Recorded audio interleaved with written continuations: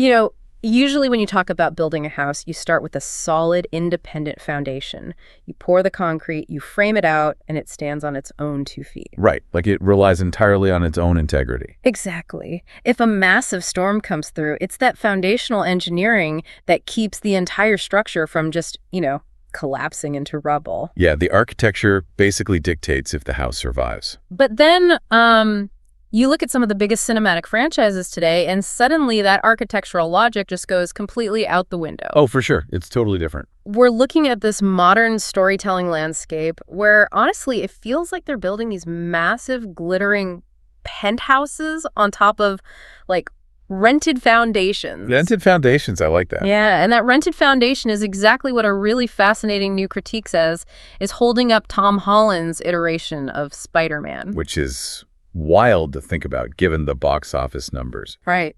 Today, we are diving deep into an argument that challenges that massive box office consensus. We're exploring a critique that claims, narratively and structurally, this is actually the weakest live-action version of the character we've ever seen. It's a bold claim, but when you strip away the branding and look purely at the raw storytelling mechanics, this critique offers a brilliant lens through which we can understand what makes a character genuinely resonate with you, the audience, versus what just, looks flashy on a poster. And just to be clear, our goal here on this deep dive isn't to take sides or ruin anyone's favorite movies. We're just objectively unpacking these fascinating narrative and world-building arguments. Exactly. We're not citing where this came from. We're just analyzing this really compelling critical perspective today. So where do we start? Well, it all starts by pulling back the lens from Peter Parker himself and examining his role within the broader cinematic universe. The core argument here is that Holland's Peter functions primarily as a side character in his own solo films. Okay, let's unpack this. Because on the surface, that sounds ridiculous. I mean, his name is literally on the marquee. Right, but the critique points to the structural evidence, specifically in his first solo outing. Homecoming. Yeah, Homecoming. The primary emotional arc for Peter doesn't revolve around his own internal moral compass. It revolves almost entirely around his relationship with Tony Stark. Oh, wow. Yeah, I guess that's true. And it goes deeper than just his emotional arc. Look at the antagonist. The main villain, the Vulture, isn't actually motivated by anything Peter has done. Oh, right. His grudge is against Stark Industries. Exactly. For monopolizing his salvage contracts. So the villain's motivation and the hero's internal motivation both revolve around a third party. Tony Stark, yes. Peter's central drive is basically reduced to wanting to impress a billionaire mentor. He lacks independent foundational stakes in his own debut. I mean, the villain even tells Peter at one point to just go home, because their conflict fundamentally has nothing to do with him. That is wow. It's like watching a spin-off television show where the main character is still treating the guest star from the parent show as the absolute lead. That's a perfect way to put it. You sit there waiting for the spin-off character to take the reins, but they just keep deferring to the guest star. But I have to push back slightly here. Sure, go ahead. Isn't a shared cinematic universe supposed to be deeply interconnected? Like, is relying on a mentor inherently a bad storytelling device? Especially for a young kid in a world full of gods and monsters? This raises an important question about the difference between world building and narrative agency. Okay. Interconnectedness is fine for setting the stage, but the protagonist of a story must be the one driving their own plot. Right. They have to be active. Exactly. When your hero's choices, mistakes, and ultimate triumphs are entirely dictated by their relationship to a more powerful character, they become reactive. A compelling protagonist needs to be proactive. So if Peter Parker is making choices just to get a pat on the head from a father figure, rather than because his own internal morality demands it, he loses his agency. Yes, he becomes a passenger in his own franchise. I see what you're saying, but doesn't that raise the emotional stakes if he fails his mentor? It might create temporary emotional stakes, yeah, but it compromises the long-term structural integrity of the character. Think about the sequel with Mysterio. Oh, right. Once again, the villain's entire foundational grudge is against Tony Stark. If you completely remove Stark from these films, Peter has no organic reason to be in conflict with these specific villains. The story just collapses. Completely collapses. Yeah. A hero's journey shouldn't evaporate just because you removed their mentor from the equation. Wow. Okay. And when you outsource a hero's core motivation to a billionaire, you don't just change the plot, you completely alter the character's fundamental identity. Precisely. Which brings us to the core of this critique, the systematic stripping away of the underdog essence. Because historically, Peter Parker is the ultimate everyman. He really is. He's not a god like Thor or a billionaire like Iron Man. Right. He is the broke, struggling kid who sews his own suit together from scrap fabric. He struggles to pay rent. He survives on his own grit and intellect. Like, Tobey Maguire's Peter struggled with multiple jobs, and Andrew Garfield's Peter scientifically engineered his own web shooters. But in this modern iteration, Peter is handed the keys to the kingdom. He gets given billions of dollars in advanced Stark tech, a suit with built-in artificial intelligence, orbital strike capabilities. Yeah, it's a totally different vibe. What the critique expertly synthesizes here is the psychological difference between an inherited identity and a forged identity. Inherited versus forged. I like that. So if you take away the financial struggle and the DIY ingenuity and you give an everyman a billionaire safety net, do they stop being an everyman? Essentially, yes. Because for me, it fundamentally changes how I watch the action scenes. If I know a character has an AI doing real-time tactical analysis for them, the danger doesn't feel as potent. You've hit on the exact psychological mechanism at play there. Tension in storytelling comes from limitations. Right. When a hero is handed their tools, when someone else builds the suit and handles the logistics, their victories inherently feel less earned to the viewer. Because they didn't bleed for it. Exactly. When previous cinematic iterations of the character won a brutal fight, the audience felt the weight of their physical sacrifice and their resourcefulness. But when a hero wins using a billion-dollar crutch, the audience is implicitly aware that the safety net is doing a significant amount of the heavy lifting. It softens the narrative stakes. It softens them completely. And when you outsource a hero's struggles to a billionaire, you don't just change the hero, you completely alter the ecosystem around them. The people they go home to suddenly don't matter as much. No, they don't. Because Peter's superhero life is so heavily insulated by high-tech corporate backing, the grounded working-class world he is supposed to inhabit naturally feels incredibly artificial. Yeah, compared to his predecessors, it really does. A cinematic hero is truly defined by their supporting cast. They anchor the fantastical elements in reality. In Maguire's universe, Aunt May and Uncle Ben felt like a real, struggling working-class couple. You felt the crushing weight of their financial anxiety in every scene. You did. And the villains, like the Green Goblin, had deep, tragic personal ties to Peter's civilian life. Yeah, Norman Osborn was his best friend's dad. Right. The critique argues that in the modern films, that crucial domestic ecosystem is hollowed out. Aunt May, for instance, is largely reduced to superficial comic relief. Treated almost more like eye candy for a specific demographic than a character carrying historical emotional weight. Exactly. And furthermore, Uncle Ben, the foundational moral compass of the character, is completely erased. And effectively replaced by Tony Stark. Yep.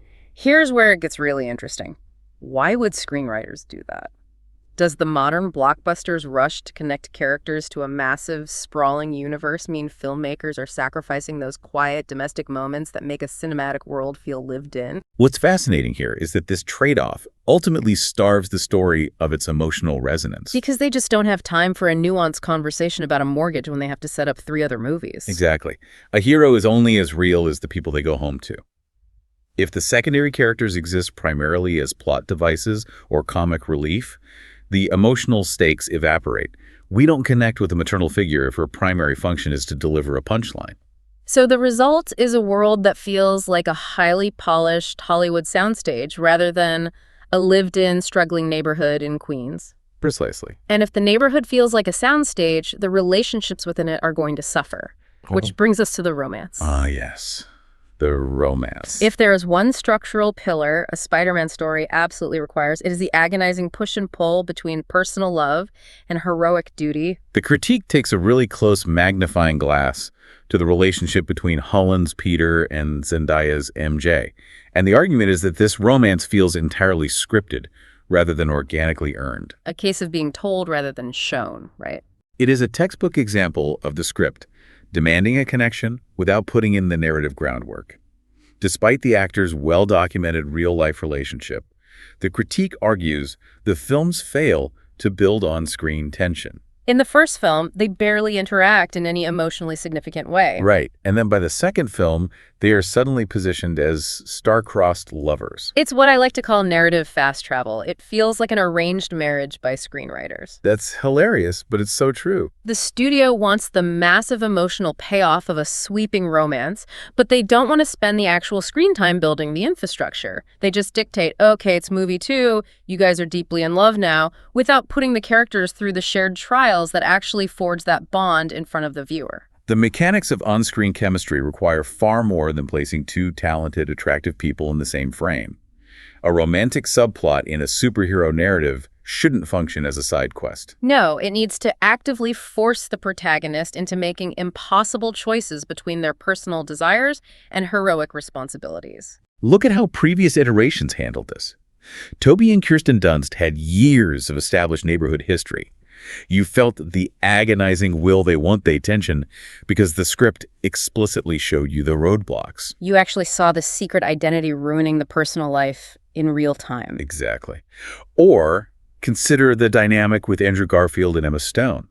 Their natural chemistry was palpable, but beyond that, Gwen Stacy wasn't just a prize to be won at the end of the third act. She was an active, essential partner. Yes, she possessed her own agency, drove the plot forward, and even rescued the hero in crucial moments. And the critique argues that with the modern MJ, those foundational building blocks of shared struggle and active partnership were largely skipped, resulting in a dynamic that feels dictated by the plot rather than driven by character. Okay, let's step back and look at the massive multi-billion-dollar elephant in the room here. Let's do it. If the world building is hollow, the underdog core is missing, the narrative agency is compromised, and the romance relies on narrative fast travel, how do we explain the reality that these movies are insanely successful? I mean, No Way Home broke unbelievable box office records. The critique has a very clear analytical answer for that phenomenon.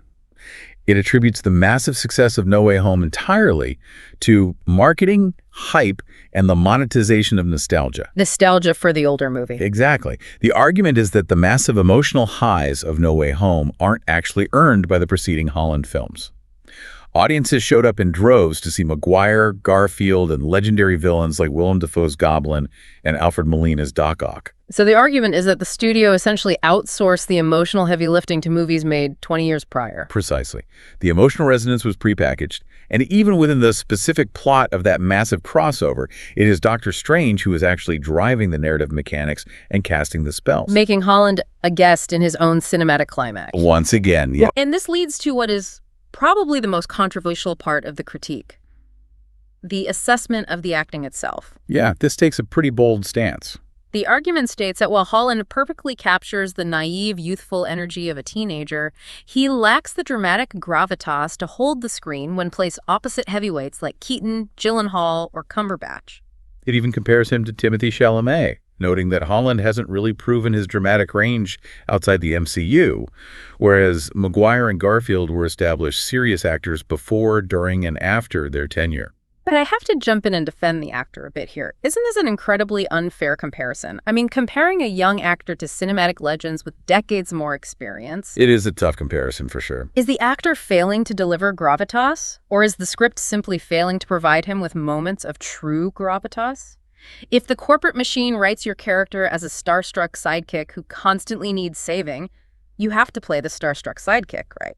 If we connect this to the bigger picture, this highlights the fascinating phenomenon of franchise reliance. What do you mean by that? In the current blockbuster ecosystem, actors often become so deeply synonymous with a massively successful brand that their individual star power becomes almost impossible to untangle from the intellectual property itself. Oh, I see. The critique firmly argues that in this specific case, the massive machinery of the Marvel Universe is carrying the performance, rather than the performance elevating the franchise. So the spectacle and the crossover cameos are doing the heavy lifting that character depth used to do. Basically, yes. Which brings us to the grand, incredibly ironic finale of this entire trilogy. After all this reliance on billionaire mentors, orbital strikes, AI suits, and the ghosts of past cinematic franchises, where does this multi-billion-dollar corporate story actually leave Peter Parker at the end of No Way Home? It leaves him in a state of pure, undeniable irony. Right, because Stark is dead. May is dead. The billionaire safety net is gone, The high-tech suits are gone. He is magically forgotten by his entire supporting cast. He is living alone in the dingy, freezing apartment, struggling to get by, and he is hand-sewing a basic fabric suit to fight low-level street crime. So what does this all mean? It means Marvel spent 6 years, 3 solo movies, and hundreds of millions of dollars just to hit the ultimate reset button. They essentially spent a fortune to put the character exactly where a traditional, fundamentally sound Spider-Man story normally begins. It is almost comical. They ran in a massive, highly expensive circle, only to realize that the best, most resonant version of this character is the exact one they initially tried to avoid by giving in all that technology in the first place. It's crazy. It serves as the ultimate vindication of the original character design. You cannot permanently cheat the core archetype. And the critique beautifully contrasts this massive, expensive reset with another incredibly successful property from the same era, the animated Into the Spider-Verse featuring Miles Morales. That is the perfect counterexample. Right, because Miles is also a young, highly inexperienced teenager who is suddenly thrust into a chaotic universe and mentored by older, more experienced heroes. But it works perfectly for him. So structurally, why does that dynamic work flawlessly for Miles, but fail for the live-action films according to this critique? Because the narrative of Spider-Verse fundamentally respects Miles' independence. It allows him to interact with and learn from his mentors, but the script ensures they do not solve his problems for him. That's a huge difference. The climax of that film explicitly requires him to step out of their shadow, take his own leap of faith, and prove his forged identity. The story is truly about his growth. He literally spray paints his own logo onto the suit. He doesn't wait for a corporate tech drop. That visual is everything. He isn't handed a high-tech suit that does the tactical analysis for him. He creates his own armor through personal expression. It proves the absolute, undeniable durability of classic storytelling mechanics. You can dress a character up in space-age armor, you can give them billionaire mentors and infinite resources, but eventually, the narrative physics of storytelling demand a return to their authentic, struggling core. Exactly.